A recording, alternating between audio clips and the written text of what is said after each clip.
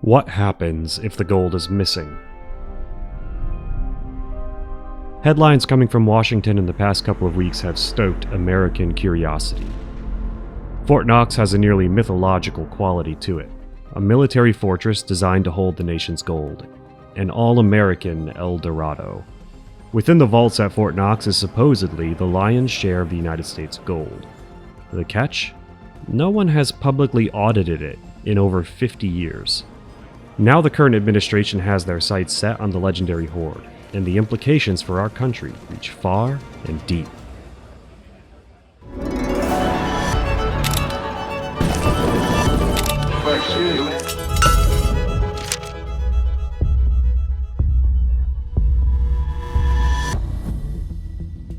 If you love hearing the stories about precious metals that have never been told before, hit that subscribe button to support the channel. This small contribution makes a meaningful difference in our ability to bring fresh content each week.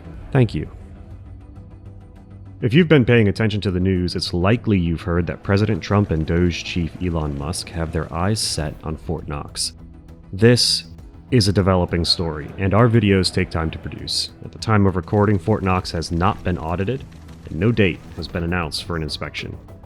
As Elon and Trump prepare to visit the vaults at Fort Knox for the first time, wild reports, conspiracy theories, and pleas to live stream the walkthrough have savaged the internet. We're going to sort through what we know and lay out the most likely scenarios, and what it all may mean for us and for global markets.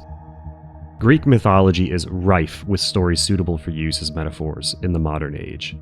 The problem with auditing Fort Knox's gold can be compared to beheading the Hydra, a monstrous, multi-headed serpent that was slain by Hercules during his 12 labors.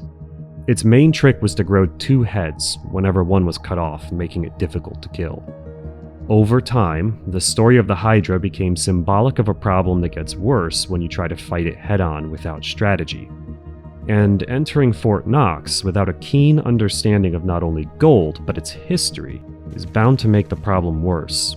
For starters, it doesn't truly matter if the gold is there or not. What matters is whether we still own it, and without obligation. Unless the gold was stolen, it is likely the gold is still in Fort Knox. The evidence is in the paper trails, or rather the lack of one. The gold that's reportedly in Fort Knox is in the form of 400-ounce bars and 22-karat purity. That's 91.67% pure. The remaining 8.33% is made up of other metals like silver and copper. However, the international standard for investment-grade gold is at least 99.5% pure, and some countries want their gold 99.99% pure. And this is where things get interesting. If the United States secretly sold gold to foreign central banks, sovereign wealth funds, or major financial institutions, that 22-karat purity could be a huge issue. The gold would eventually need to go through a refinery to be upgraded to investment-grade purity, which would mean a paper trail should exist in records of shipments, refinery transactions, or assaying reports. Yet throughout the last 50 years, none of that has ever surfaced. If the gold left Fort Knox and there's no record of refining it, either it was moved in its original form, which no major international buyer would likely accept, or it was refined in secret and the records were hidden. A third option exists that's far more difficult to detect. It may have never physically moved, but ownership could have been transferred. The gold could have been leased or collateralized as part of a loan. This is why it doesn't matter if the gold is physically there. It likely is, unless the government has managed to purloin hundreds or thousands of tons of gold and refine it under absolute secrecy. If the gold is there but under obligation, a physical walkthrough of the vaults will do nothing to reveal the truth.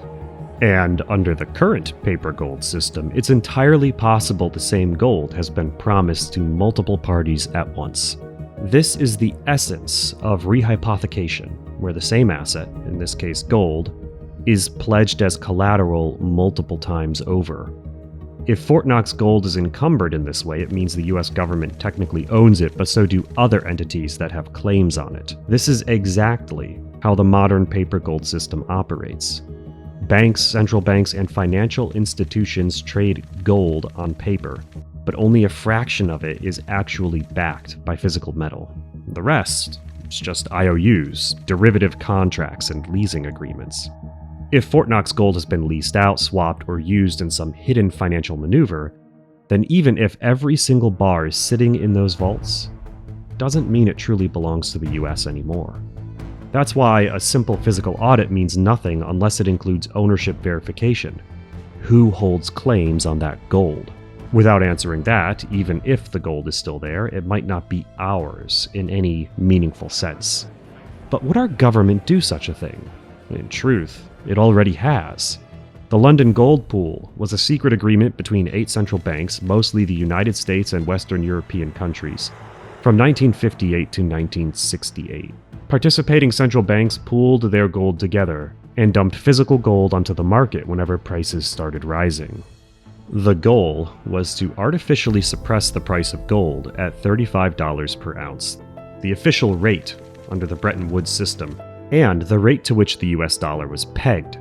But as inflation crept up and confidence in the dollar weakened, demand for physical gold began to surge. This worked for a time, but in the late 60s, speculators and foreign governments called the bluff.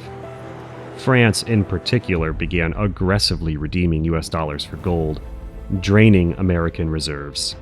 Other countries piled on. By March 1968, the whole system collapsed, and the US closed the gold window on the London market. Central banks could still exchange for gold at $35 per ounce, but private markets began to trade at whatever rate they wanted. This was the beginning of the end of the Bretton Woods system, which was eliminated just a few years later by Richard Nixon in 1971. By the time the gold standard was officially over, US reserves had been drained by over 60% of its reserves. At the end of World War II, the United States had over 20,000 metric tons. By 1971, the convertibility of the dollar to gold had drained reserves to 8,133.5 metric tons. Historically, there is evidence that the United States will use existing systems to control gold prices, and with a paper market, it is obscenely easy to do so. Gone are logistical and security issues of transporting and refining gold. Simply use paper. And while we are no longer on the gold standard, the price of gold does indirectly impact confidence in the US dollar, which may have an effect on the United States' ability to maintain its position as a reserve currency, borrow debt, and manage trade balances. So, the incentive exists to control gold prices to support US dollar hegemony. The means exists, and checks and balances designed to prevent such an occurrence have been neglected or blocked for over 50 years. We won't know for certain if anything untoward has been occurring until a full audit is completed, and it's possible the gold has simply been stored and not touched. But what happens after the audit is the question we must answer. The gold in Fort Knox is approximately half the nation's supply, according to last known reports. Depending on what we find there, the market may react in different ways, and many of the outcomes spell trouble. If the gold is there, no problem. The status quo continues. However, the gold is on the US's balance sheets valued at $42 per ounce, and another possibility exists where the gold is there and it is revalued to market rates. This would add billions in new wealth and could be used to pay down debt and bolster confidence in the dollar. However, it would also acknowledge that gold is far more valuable than the government has been pretending, which could trigger a frenzy in paper markets and accelerate central bank gold hoarding. If the gold is missing, even in part, this has the potential to be catastrophic, and a major reason we are surprised to see talk of a public audit. Discretion would be wiser to prevent the kind of fallout this could create. The US financial system would lose trust overnight, confidence in the dollar could disintegrate, and foreign governments would likely use it as proof that the US economy is built on a house of cards. The most realistic and dangerous scenario is that the gold is there, but it's encumbered.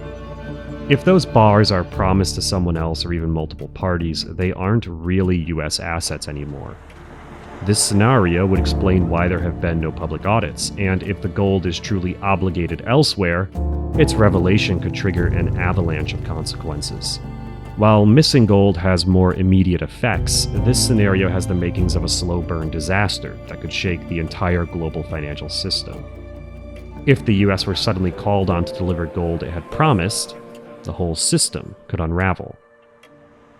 It would be better for the country if this audit were to happen privately and remediation efforts conducted on any compromised assets behind closed doors.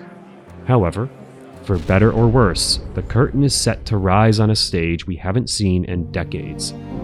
And we'll soon know if there's unimaginable treasure lining the shelves or just a man behind a curtain. That's all we have for you today. Please remember to like, subscribe, and share with a friend. Thanks for watching, and we'll see you next time.